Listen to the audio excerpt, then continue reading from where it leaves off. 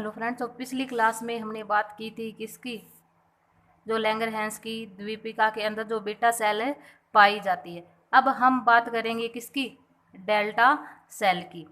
किसकी बात करेंगे, डेल्टा सेल की। इस डेल्टा सेल के द्वारा कौन से हार्मोन का स्त्रावण किया जाता है, सोमेटोस्टेनिन सोमेटोस्टेनिन हार्मोन का क्या किया जाता है, स्त्रावण किया जाता है। ये सोमेटोस्टेनिन होता है वो भोजन के, यानी जो पचा हुआ भोजन है उसके अवशोषण और स्वांगीकरण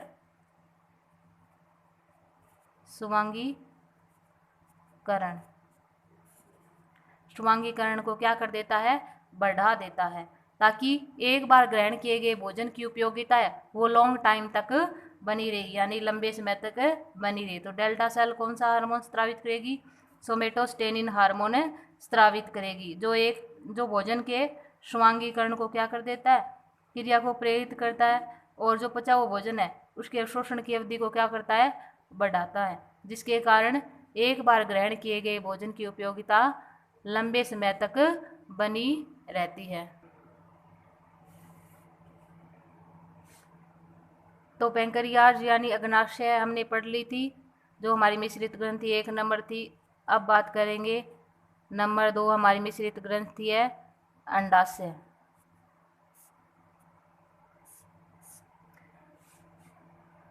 तो जो महिलाएं होती है उसमें एक जोड़ी अंडाशय पाए जाते हैं, और ये जो अंडाशय होते हैं उदर गुहा की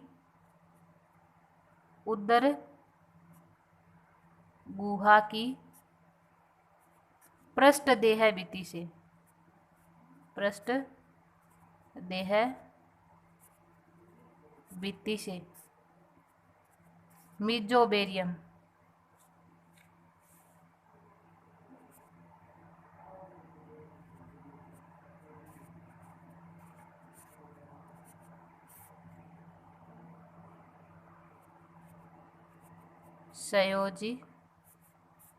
मीजोबेरियम संयोजी उत्तक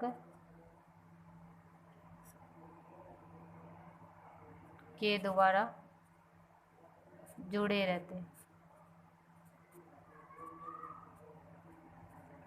यानी जो महिलाएं होती है उसमें एक जोड़ी अंडाशय पाए जाते हैं। अंडाशय होता है उदर गुहा की पृष्ठदेह भित्ति से मीजोबेरियम नामक संयोजी उत्तक के द्वारा क्या रहते हैं, जुड़े हुए रहते हैं। इस अंडाशय के द्वारा निम्न हार्मोनों का क्या किया जाता है, स्त्रावण किया जाता है। तो पहला हार्मोन है अपना रिलैक्सिन। कौन सा है, रिलैक्सिन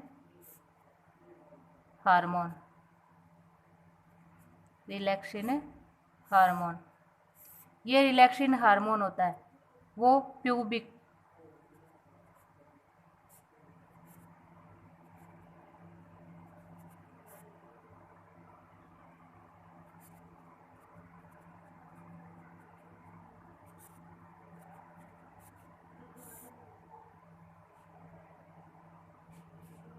प्यूबिक सिम्फाइसिस संधि को,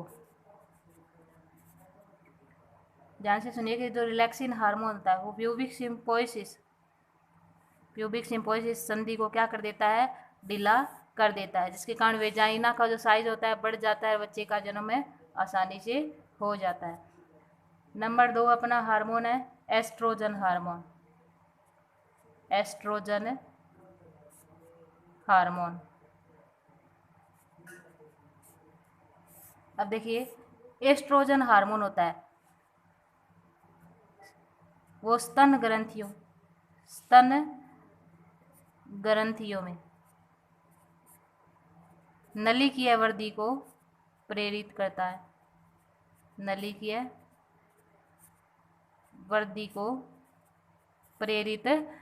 है, यानी ये नंबर 2 अपना हार्मोन एस्ट्रोजन, उसके कार्य की बात चल रही है। तो नंबर 1 कौन सा है, ये स्तन ग्रंथियों में नलिकीय वृद्धि को प्रेरित करता है। इसी के साथ साथ गर्भाशय में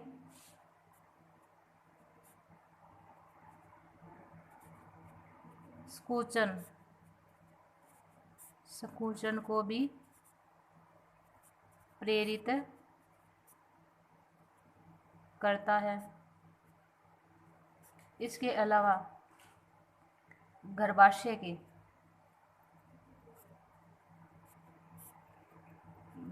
के एंडोमेट्रियम स्तर को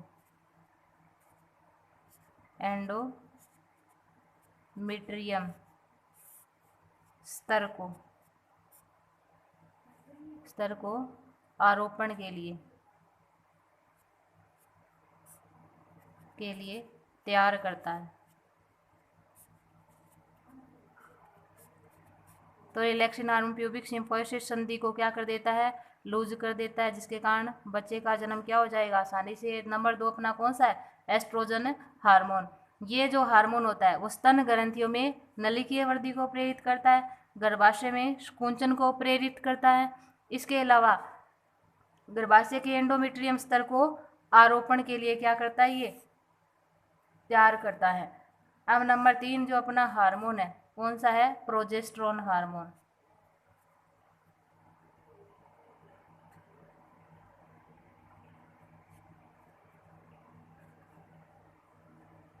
प्रोजेस्टेरोन हार्मोन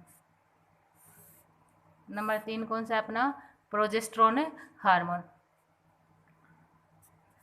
तो प्रोजेस्टेरोन हार्मोन होगा, उसके कार्य की बात करेंगे तो प्रोजेस्टेरोन हार्मोन क्या करता है कि एस्ट्रोजन हार्मोन ने तो स्तन ग्रंथियों में नलिकीय वृद्धि को प्रेरित किया था। कौन सी वृद्धि को, नलिकीय वृद्धि को प्रेरित किया था। अब प्रोजेस्टेरोन हार्मोन होता है वो स्तन ग्रंथियों में कुपिकीय वृद्धि को क्या करता है, प्रेरित करता है। क्या करेगा, स्तन ग्रंथियों में कुपिकीय वृद्धि को प्रेरित करेगा। अब एस्ट्रोजन हार्मोन ने गर्भाशय में कुंचन को क्या करता है, ये प्रेरित करता है, जबकि प्रोजेस्टेरोन हार्मोन होता है वो कुंचनशीलता का क्या करेगा, संदमन करेगा। इसलिए इसे गर्भावस्था को बनाए रखने वाला हार्मोन भी कहा जा सकता है। अब तीसरा जो फंक्शन की बात करेंगे तो इन दोनों का सेम होगा, यानी एस्ट्रोजन हार्मोन गर्भाशय के एंडोमेट्रियम स्तर को आरोपण के लिए तैयार करता है। उसी के एस्ट्रोजन हार्मोन की साथ में मदद कौन करता है, प्रोजेस्टेरोन हार्मोन करता है। तो अंडाशय यानी अंडाशय ग्रंथि होती है वो हमारी कंप्लीट हो चुकी है। आगे बात करते हैं तो हमने मिश्रित ग्रंथि कौन सी पढ़ ली, एक तो अग्नाशय पढ़ ली या अग्नाशय या पैंक्रियाज। नंबर 2 अंडाशय पढ़ ली। नंबर 3 बात करते हैं वर्षण की। किसकी, वर्षण की। अब जो वर्षण होते हैं वो वर्षण कोश में उपस्थित होते हैं, वर्षण कोश में उपस्थित होते हैं। अब इस वर्षण के द्वारा जो वर्षण हो गए वो मैल के अंदर यानी नर के अंदर वर्षण कोश में उपस्थित होते हैं, क्योंकि वर्षण कोश का तापमान होता है वो उदर गुहा के तापमान से 2 से 3 डिग्री क्या होगा, कम होगा। 2 से 3 डिग्री क्या होगा, कम होगा। वर्षण के द्वारा नर हार्मोन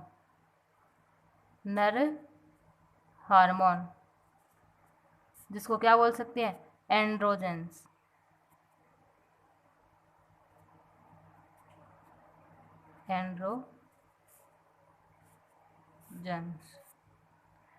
वर्षण के द्वारा नर हार्मोन यानी एंड्रोजेंस का क्या किया जाता है, स्त्रावण किया जाता है। ये एंड्रोजेंस होते हैं वो 3 प्रकार के होते हैं। नंबर 1 है टेस्टोस्टेरोन।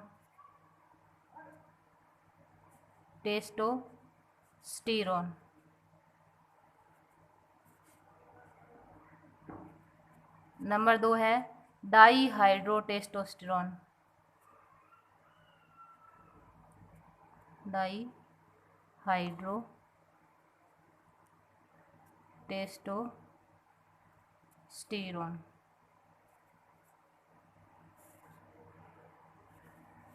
नंबर 1 अपना था टेस्टोस्टेरोन, ये क्या होगा, डाईहाइड्रोटेस्टोस्टेरोन। नंबर 3 है एंड्रोस्टेनिडियोन।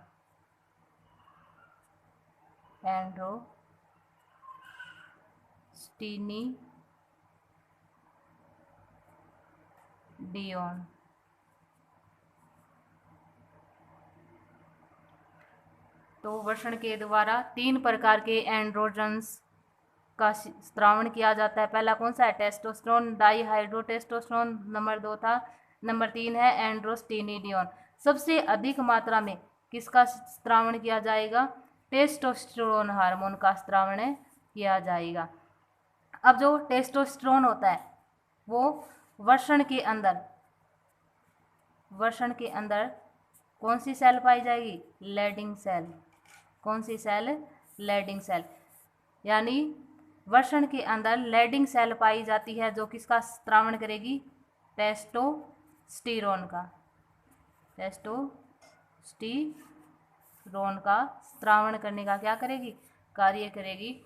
तो दोबारा सुन लीजिए कि जो वर्षण है अपनी जो मिश्रित ग्रंथि के रूप में माना जाता है, वो वर्षण होता है वो नर में वर्षण कोश में पाया जाता है, क्योंकि वर्षण कोश का तापमान होता है वो उदर गुहा के तापमान से 2 से 3 डिग्री क्या होता है? कम होता है। इस वर्षण के द्वारा नर हार्मोन यानी एंड्रोजन्स का क्या किया जाता है? स्त्रावण किया जाता है। ये एंड्रोजन्स होते हैं वो 3 प्रकार के होते हैं, एक तो टेस्टोस्टेरोन, डाईहाइड्रोटेस्टोस्टेरोन और एंड्रोस्टेनिडियोन। सबसे अधिक मात्रा में जो एंड्रोजन्स होता है यानी जो नर हार्मोन होता है वो कौन सा स्त्रावित होता है? टेस्टोस्टेरोन। अब वर्षण के अंदर क्या पाई जाती है? Leydig cell. ये लैडिंग सेल किसका स्त्रावण करेगी? टेस्टोस्टेरोन हार्मोन का स्त्रावण करेगी। टेस्टोस्टेरोन हार्मोन के कार्य की बात करें, क्या करें? कार्य की बात करें तो ये नर में द्वितीयक लैंगिक लक्षण, द्वितीयक लैंगिक लक्षण, द्वितीयक लैंगिक लक्षण के लिए क्या होता है? जिम्मेदार होता है। यानी जैसे दाढ़ी मूंछ का आना, आवाज भारी होना। इसके अलावा टेस्टोस्टेरोन हार्मोन होता है वो एफएसएच यानी फोलिकुलर स्टिमुलेटिंग हार्मोन का विरोध कर क्या करेगा? विरोध कर शुक्राणु निर्माण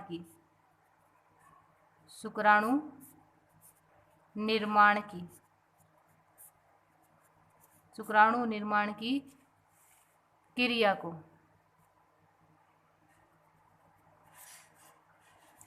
को नियंत्रित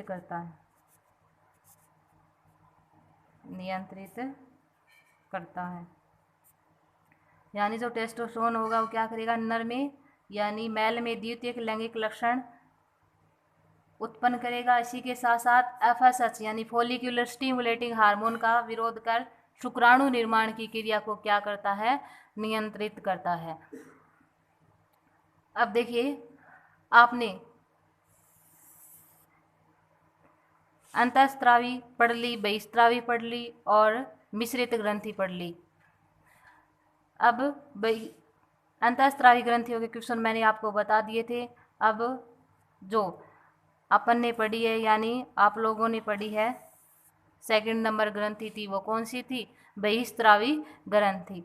तो बहिस्रावी ग्रंथि से क्वेश्चन ये पूछा जाता है कि शरीर के ऐसे कौन से स्थान है जहाँ पे जो तेल और पसीना ग्रंथि नहीं पाई जाती। यानी शरीर के ऐसे कौन से स्थान है जहाँ पे तेल और पसीना ग्रंथि नहीं पाई जाती? तो एक क्या हो गए? होठ हो गए। एक क्या हो गया? स्तन ग्रंथियों का जो निप्पल भाग होता है। कौन सा? निप्पल भाग। यानी होठ और स्तन ग्रंथि का जो निप्पल भाग होता है उस पे तेल या पसीना ग्रंथि नहीं पाई जाती। अगली क्लास में मिलते हैं महत्वपूर्ण प्रश्न के साथ। आज के लिए बस इतना ही।